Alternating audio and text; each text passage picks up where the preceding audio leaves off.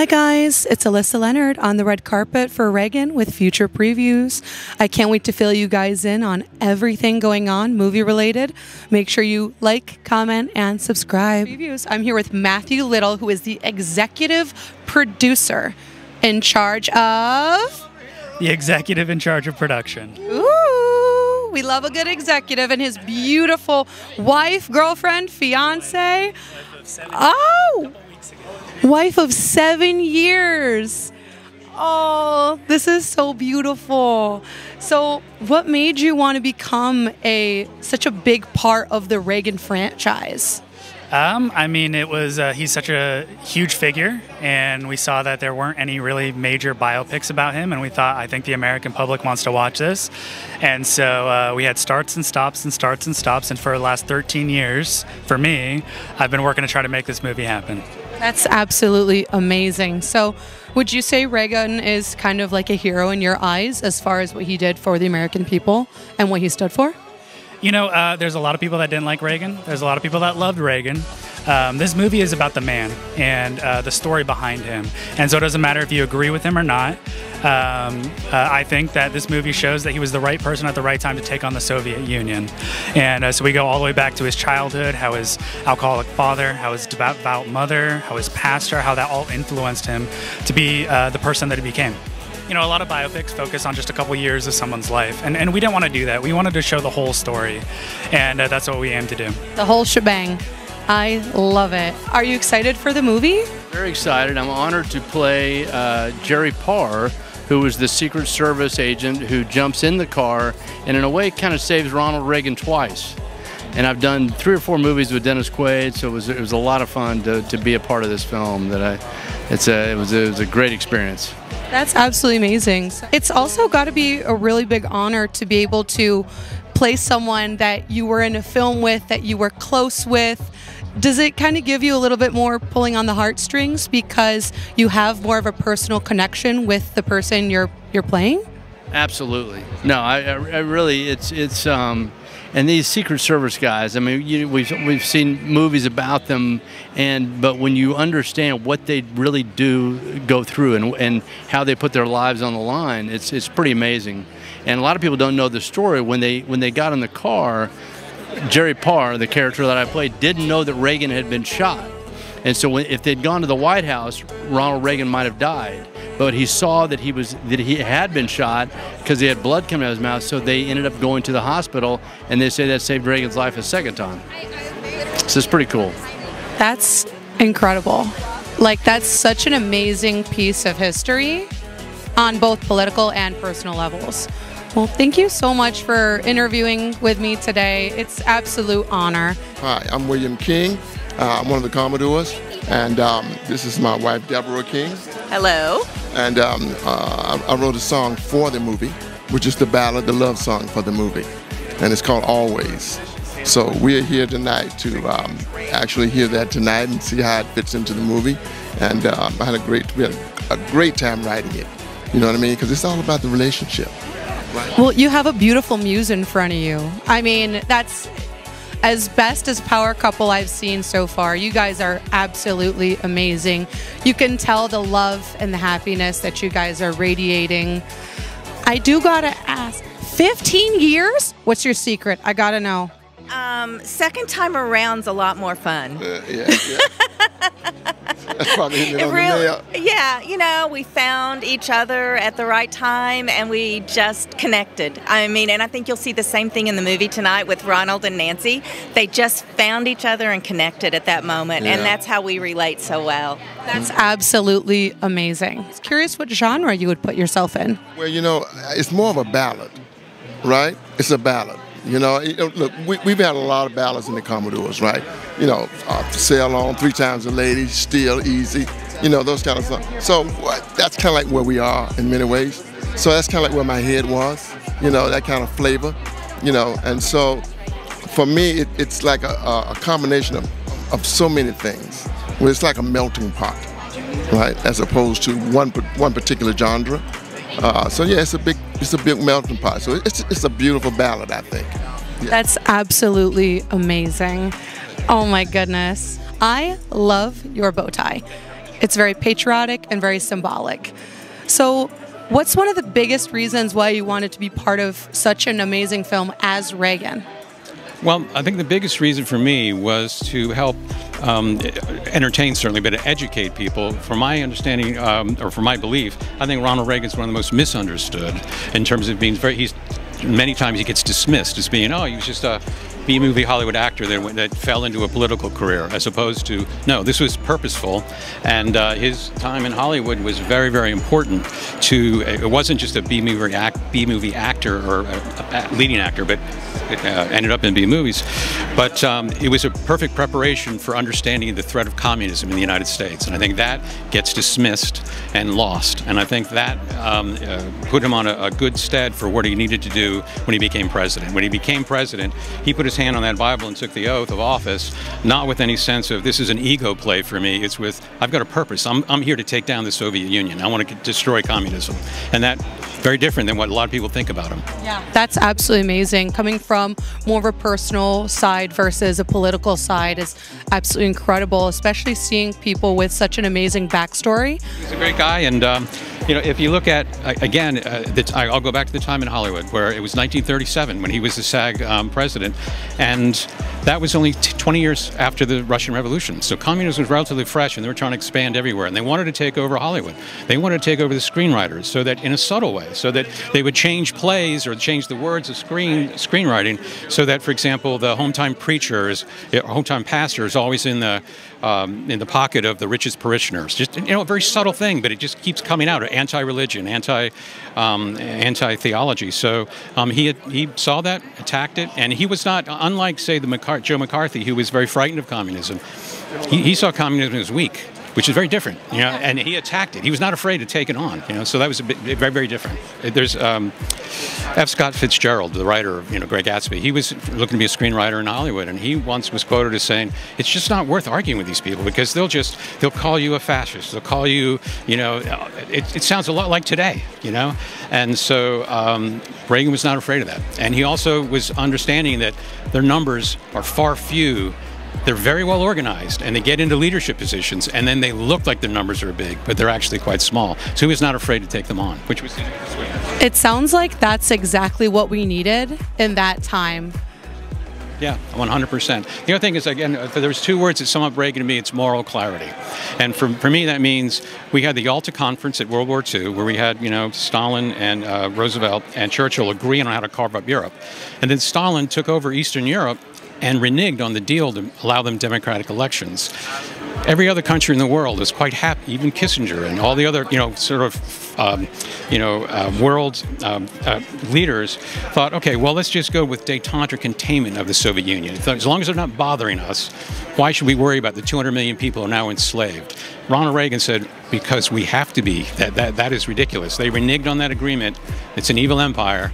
We're not sleeping at night until we take care of this. We can't just, because they're not bothering us, allow 200 million people to be enslaved. And that bothered him. And that was not politically effective an argument for a lot of people, but it was his moral clarity, like, we're doing this. He wasn't led along by somebody. He didn't just happen to be the president when the Soviet Union was dismantled. He made it happen.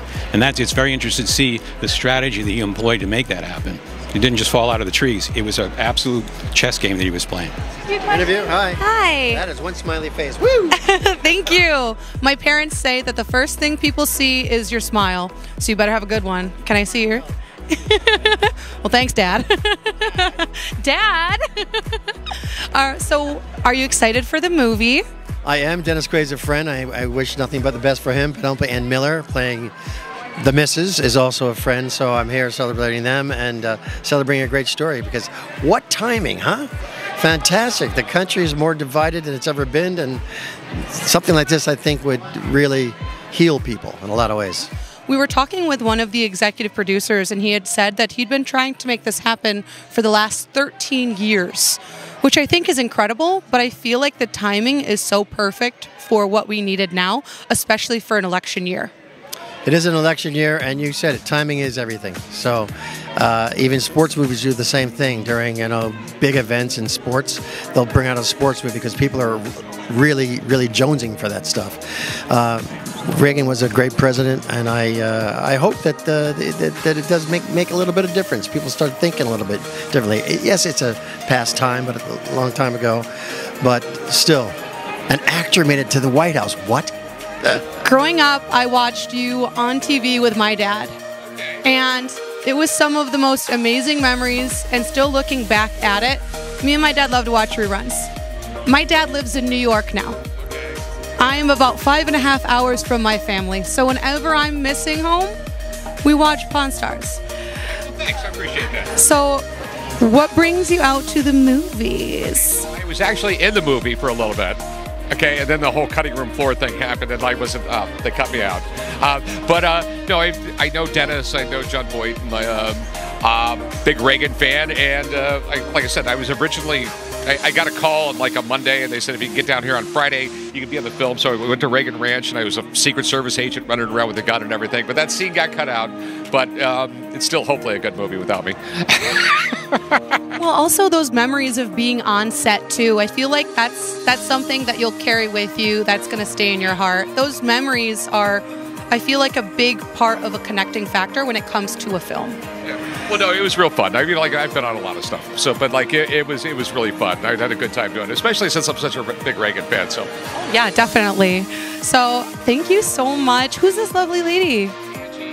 Angie. You are stunning. All I know is that I'm very happy that I'm wearing these. Oh, very smart. And that's why I'm looking at this kid's. You guys match. Match. You guys are twinning. Twinning, absolutely.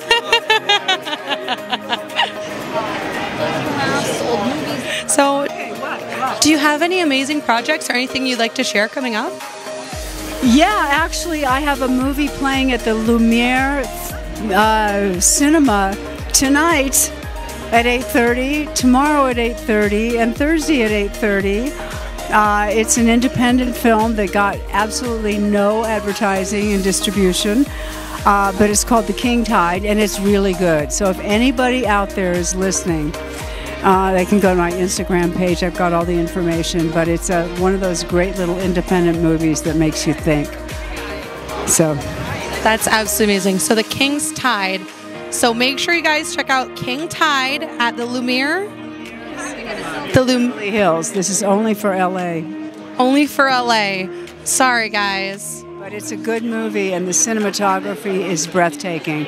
You know, when stuff goes to streaming, you watch it in your room, kids watch them on your phone, you miss the experience of being in a movie theater, which is what I grew up with.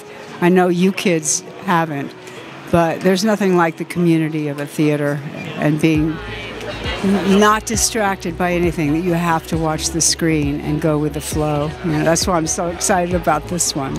I absolutely love going to the movies.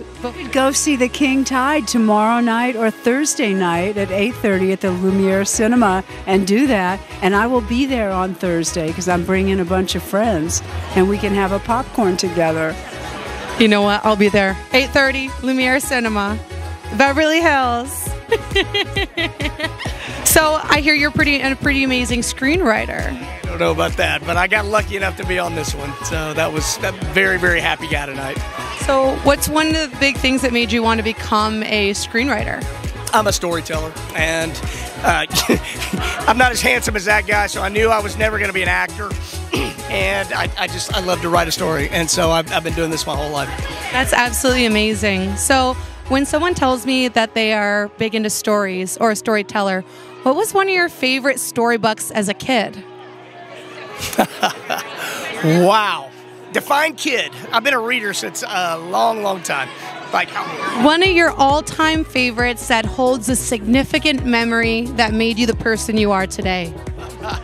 The Once and Future King about King Arthur by T.H. White. I read that when I was in the 9th grade, and I think that made me want to be a writer.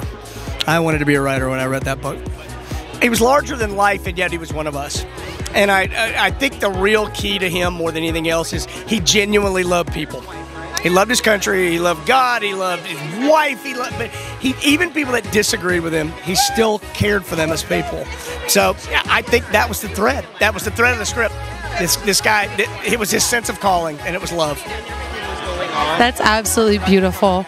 Reagan was a really good man. He loved Jesus, he loved his wife, and more importantly, he loved his country. Thank you so much for taking time with me today. Tell me about the intricacies of writing a film, well, directing a film as inspirational as Reagan. Well, Reagan's very inspirational. He was the first president I voted for, and it was the first job I had in the entertainment industry. Was working on Reagan's inauguration, plugging in microphones, as a matter of fact. So he was just an inspiration to me. My family loved him, and but I was like 18. I didn't really know anything politically. I was just, starting my journey. And then 40 years later, when John Avildsen, who was the original director, passed away, I was handed the baton, and then I started doing the research and finding what he was like when he was a little kid, what his mom was like, what his dad was like, and so learning all this stuff just made it such an intriguing story. That's absolutely amazing. What's one thing that you can tell to the viewers out there that is going to be a little bit more of your favorite part, or something to really look out for that you put your special twist on when it comes to the film? Well, when Reagan meets with Tip O'Neill, Dan Lauria plays the part, he says, look, we're going to fight like hell on the Hill till 6 o'clock, but after 6, we're going to have a beer together. We're going to be friends. I think that's what I want people to walk away with this. See the movie, whether you like him, hate him, learn a little bit about him, and see if we can't get along a little bit more. I feel like that's exactly what we need right now, especially being an election year. Absolutely. I really feel like people are going to resonate with this film a lot more, also because of the timing. I think it is. It was never intended to be done in an election year. We shot it in 2020, hoping to get it out in 2021, but with the pandemic and with the war, with the actor strike, it took us this long to get it done. Well, they say timing is everything, and I think this is going to be the perfect time. Well, you're about to God's ear. Thank you so much for interviewing with me. You play the young Ronald Reagan. That's a coincidence when it comes down to the names. It's a coincidence, and his name is Dutch as a kid, and my middle name is Butch, so there's a... That is really similar. Yeah, well, it was a really great experience overall. Yeah, and we're not related, but yeah. Well, tell me some of the things that you did as an actor to get mentally ready for the role. I did a lot of research on him and his presidency, what went on in his presidency, watched some clips of him just to see what he acted like, but there's not any clips of him as a kid, so I had to kind of get my own idea of that. Yeah. I feel like that's going to be an amazing part to see you on film, making that role more so your own. So what's something that you can say, being so young on such an influential movie, that you could inspire other young actors out there? I would say that no matter what role you play, you're playing a role, and I'm very young, so I'm still discovering who I am and my beliefs and values, and I think the most important thing about this movie is just getting to know who he is, and I got to do that through this movie, and I think that's important in everything in history. Just be curious, and I think for actors, just have fun playing the role. That's my advice, just have fun. Yeah. That's amazing. Well, thank you so much for your time. I really appreciate you answering some questions and motivating the young actors and out there. Any last words? I like pizza. What kind of pizza? Pineapple. Oh, I love pineapple on pizza. Oh my gosh. Pineapple, bacon, original pan. Trust me, it's delicious. Okay, I'll try it. Hi. Hi, how are you? So, I have a question for you. Yes. The David Henry. So what was it like playing young Reagan, and how did you prepare for the role, knowing there's not a lot of kind of photos and videos to really research the role? That's a great, yeah, that was the challenge right there. The second I Googled like 16-year-old Reagan, there's obviously nothing. So in a way that gave me some room to kind of make it my own, but it had to be in the spirit of what everyone knows Reagan as in their memories. I did find early footage, and his voice was higher, he spoke quicker. And his accent was a little different. But yeah, I had a blast. I had to lose weight. I had to lose like 15 pounds for the role, because he was, 16 years old. He was a string bean. So that was not easy, but I got it done. And yeah, I had fun. You never realize how much 15 pounds actually weighs until, one, you lose it, or you carry around a really chunky Pomeranian. That's what I say too. So that's crazy. I heard that you're directing a film with Mel Gibson? Yes. It's called Monster Summer. Okay. Comes out October 4th. It's like a spooky family adventure for Halloween. In theaters everywhere October 4th, and it was a blast. It's Mel Gibson, Mason Thames, and it is, if you're a fan of the Goonies, if you like The Sandlot, or even something like Stranger Things, it'll be right there for you. It'll be a fun time in the movie theaters. It's a popcorn film. It's a worry-free time that hopefully the whole family can enjoy. I love that. I was a big avid reader of the Goosebumps, and I really feel like your film will give me that nostalgia that I hadn't had. You got to see it. That's exactly what we're looking for. Well, thank you so much. Thank you. What's your favorite thing you're looking forward to when it comes to the Reagan film? To watching it. To watching. I haven't seen anything, so I'm just excited to see the whole thing. I didn't yet. I mean, I'm excited. It's going to be a fresh eyes on it, so. That's amazing. So, do you have any projects coming up this year or in the future that we could look out for? Yeah. I've got a Western coming out in theaters next February. I've got 2 TV movies coming out. One for Christmas and then one for the following Easter, and yeah, a bunch of stuff. So that's amazing. I love a good Christmas movie. I love a good Easter movie. What part of his life intrigues you the most?